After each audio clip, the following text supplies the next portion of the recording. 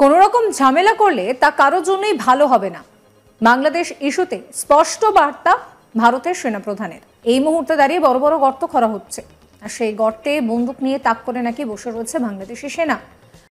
কথায় আছে, খেলায় পড়লে নাকি সিংহ গাছে ওঠে। বাংলাদেশকে এতদিন হুমকি দিয়ে আসা ভারত এবার ভয়ে কাঁপছে।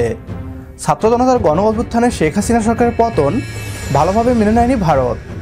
প্রকাশ্যে ভারতীয় মিডিয়া এবং সেই দেশের নেতামন্ত্রীরা ছাত্র জনতার নতুন বাংলাদেশের বিরুদ্ধে অবস্থান নিয়েছে।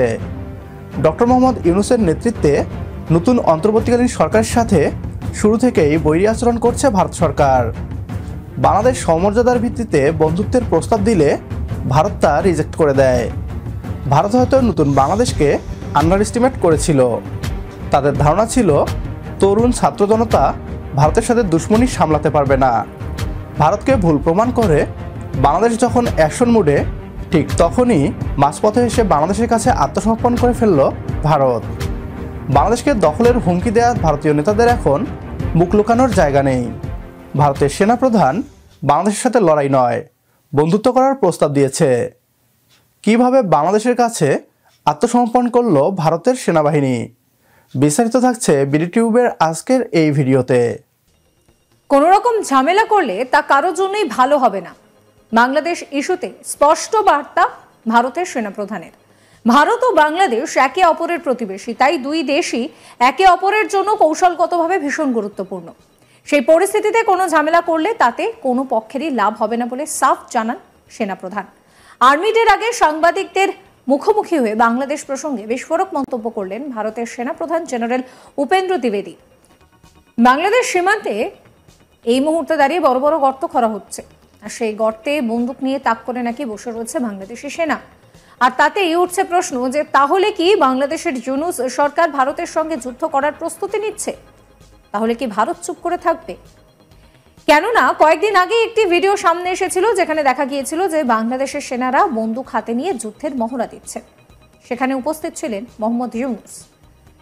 যদিও ভারতের তরফে কিন্তু পরিষ্কার বলা হচ্ছে যে কোনো রকম কোনো বৈরিতাকে মানা হবে না। কৌশলগতভাবে বাংলাদেশ গুরুত্বপূর্ণ ভারতের কাছে। এই প্রস্তুতি মধ্যে যেটা বারে বারে আসবে সেটা হলো যে পারফেকশন। এটা সব জিনিসে, সেটা শুধু যুদ্ধের ব্যাপারে নয়, জীবনের সবকিছুতেই খাটে। খেলাধুলার যে খাটে সেটা তো প্রতিনিয়তই আমরা দেখি। যে যত বেশি খাটে, যে যত বেশি পরিশ্রম করে, প্রস্তুতি নেয়, খেলায় জেতার সম্ভাবনা তার বেশি। যুদ্ধক্ষেত্রে একই ব্যাপার, প্রস্তুতি বারে বারে করতে হয়। পারফেকশন বারে বারে করলে এই পারফেকশনের দিকে যায়। সেই পারফেকশনের জন্যই আমাদের সার্বক্ষণিক প্রচেষ্টা চলতে থাকবে। ভারতীয়রা বাংলাদেশের তরুণ প্রজন্মকে হালকাভাবে নিয়েছিল। দেশের জন্য বাংলাদেশের তরুণ প্রজন্ম কতদূর আত্মত্যাগ করতে পারে এটি ধারণাও করতে পারেনি ভারতীয়রা। ভারতের বিরুদ্ধে বাংলাদেশের জনগণ দলমত নির্বিশেষে ঐক্যবদ্ধ হয়ে বাংলাদেশ সেনাবাহিনীর পাশে দাঁড়িয়েছে। ভারতীয় আগ্রাসন থেকে মাতৃভূমিকে রক্ষায় সেনাবাহিনীর প্রস্তুতি নিতে থাকলে ভারতীয় সেনাবাহিনীর গলা শুকিয়ে যেতে থাকে। যুদ্ধের হুমকি দিয়ে বাংলাদেশকে ভয় দেখাতে চেয়েছিল ভারত। বাংলাদেশের তরুণ প্রজন্ম এবং দেশপ্রেমিক সেনাবাহিনী ভারতকে রুখতে যে এভাবে ঝাঁপিয়ে পড়তে প্রস্তুতি নিবে ভারতীয়দের তা কল্পনাতেও ছিল না। অবস্থা বেগতিক দেখে এবার ভারতীয় সেনাপ্রধান বলছে লড়াই নয়, বাংলাদেশের সাথে বন্ধুত্ব চায় ভারত। লড়াই করলে ভারত কিংবা বাংলাদেশের কারো ভালো হবে না। উভয় দেশেরই একে অপরের সাহায্য দরকার। ভারতীয়রা ঠেলায় পড়ে লাইনে এসেছে। আজকের ভিডিও এ পর্যন্তই। পরবর্তী ভিডিও দেখার আমন্ত্রণ জানিয়ে বিদায় নিচ্ছে আজ।